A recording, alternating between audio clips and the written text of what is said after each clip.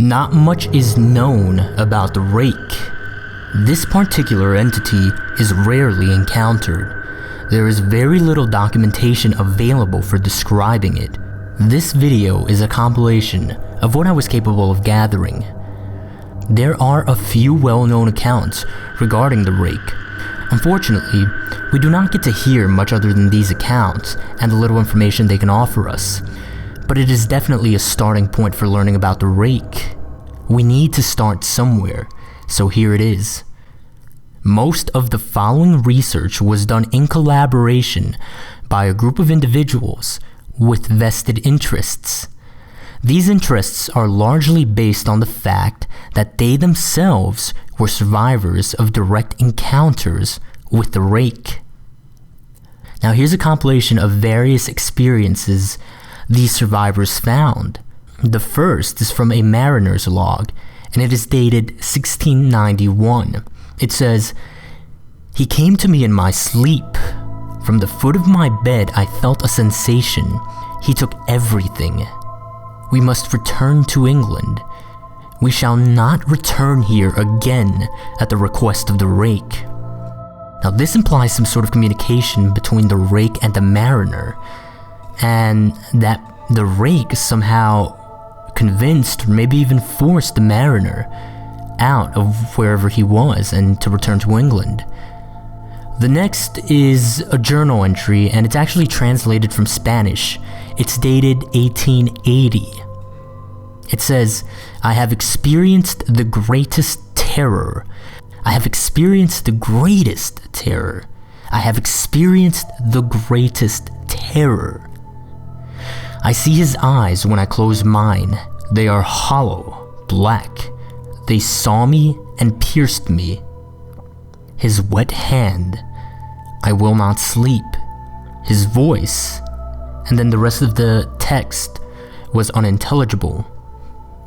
Now, another account they found was actually from a suicide note, which was dated 1964. This note said, "As I prepare to take my life, I feel it necessary to assuage any guilt or pain I have introduced through this act.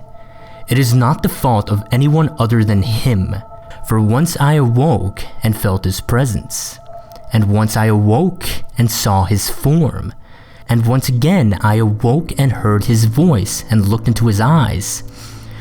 I cannot sleep without fear of what I might next awake to experience.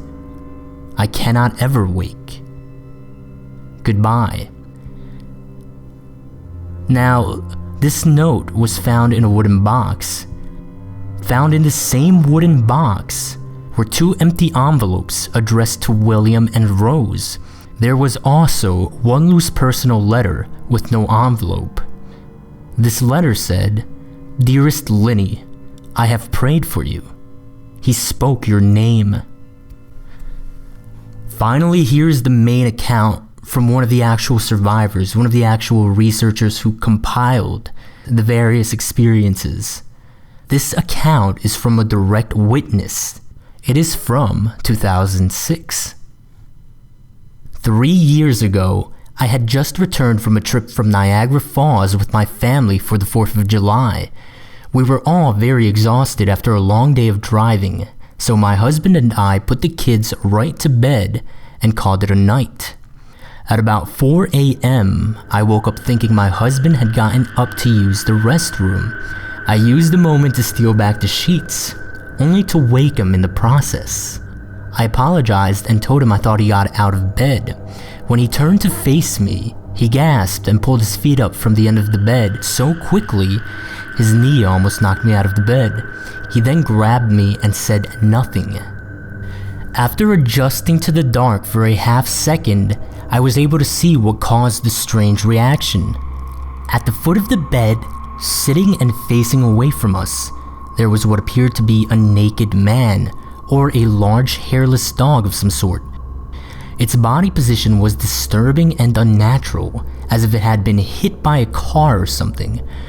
For some reason, I was not instantly frightened by it, but more concerned as to its condition.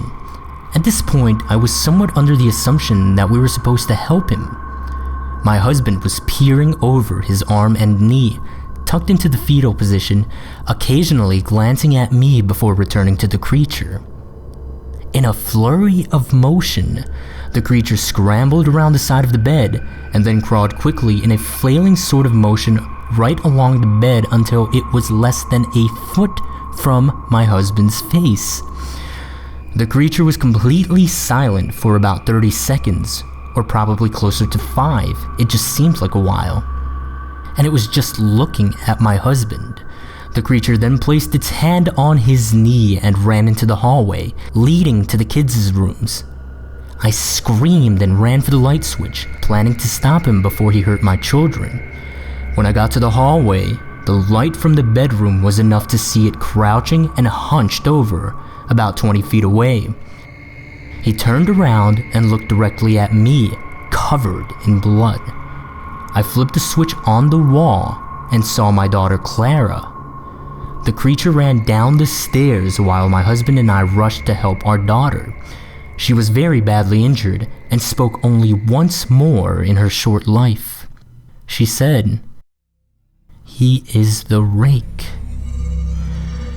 My husband drove his car into a lake that night while rushing our daughters to the hospital. They did not survive. Being a small town, news got around pretty quickly. The police were helpful at first, and the local newspaper took a lot of interest as well. However, the story was never published, and the local television news never followed up either. For several months, my son Justin and I stayed in a hotel near my parents' house. After we decided to return home, I began looking for answers myself.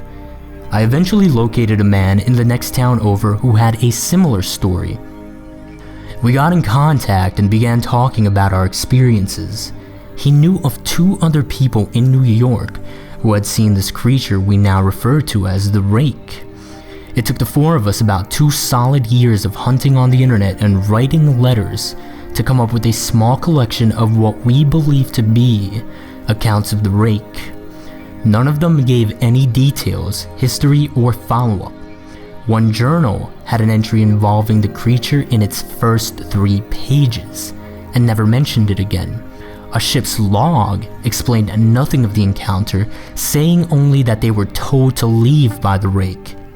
That was the last entry in the log. There were, however, many instances where the creature's visit was one of a series of visits with the same person. Multiple people also mentioned being spoken to, my daughter included. This led us to wonder if the rake had visited any of us before our last encounter. I set up a digital recorder near my bed and left it running all night, every night, for 2 weeks. I would tediously scan through the sounds of me rolling around in my bed each day when I woke up. By the end of the 2nd week, I was quite used to the occasional sound of sleeping while blurring through the recording at 8 times the normal speed. Even so, this still took almost an hour every day. On the first day of the 3rd week, I thought I heard something different. What I found was a shrill voice. It was the rake. I can't listen to it long enough to even begin to transcribe it. I haven't let anyone listen to it yet. All I know is that I've heard it before, and I now believe that it spoke when it was sitting in front of my husband. I don't remember hearing anything at the time, but for some reason, the voice on the recorder immediately brings me back to that moment. The thoughts that must have gone through my daughter's head make me very upset. I have not seen the rake since he ruined my life, but I know that he has been in my room while I slept. I know and fear that one night I'll wake up to see him staring at me.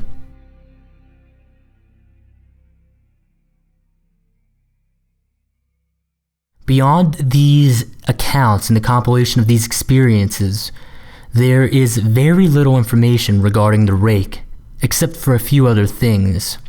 The first is a strange will that was left by a woman named Miss Elizabeth Bellow. Now, she left behind a video, and in her will, she had it stated explicitly that her family's inheritance not be released until they saw this video in its entirety. And she also declared that this video become a matter of public record, so the video was publicized online. The video describes her experience with this entity. He knew the names of my mother and my father. He said that he knew what they dreamed, and that they knew he was called the rake. I'm just going to go ahead and put the link to it in the description. I really suggest watching it because it is pretty offsetting. But it has the potential to provide some more information regarding what the rake is and how it behaves. On a disturbing note, as of October 28th, 2011, which is the time her entire family first viewed this video, 5 of Miss Bellow's relatives have passed away. There is one more potential connection to consider. The rake may have some sort of connection to the Slender Man, or the Slender Man may have some sort of connection to the rake. The hypothesis here comes from Sigma radiation. Sigma radiation is a strange energy signature that was found in the bloodstream of victims of the rake. This very same energy signature was found in a cloth left behind at the scene of one of Slender Man's victims. This energy signature has never in history been encountered before. In fact, radiation might be a misnomer because it isn't radiation as we know it. The people who labeled it simply needed to give this energy signature a label, so they called it Sigma radiation. Beyond this, there is not much known about this relationship or this connection between the Slender Man and the rake. But it is definitely something that needs to be kept in mind and probably will need further research and investigation. So as you can see, we currently have very little to go on. The connections to Slender Man seem to be the most recent data gathered about the rake. Perhaps further investigation into this relationship will yield useful information. However, anyone doing any such investigation should remain cautious. We do not know exactly how or why these beings behave the way that they do, but if we seek to prevent further dangers and prevent further victimization, then we must push forward in our exploration of this phenomenon.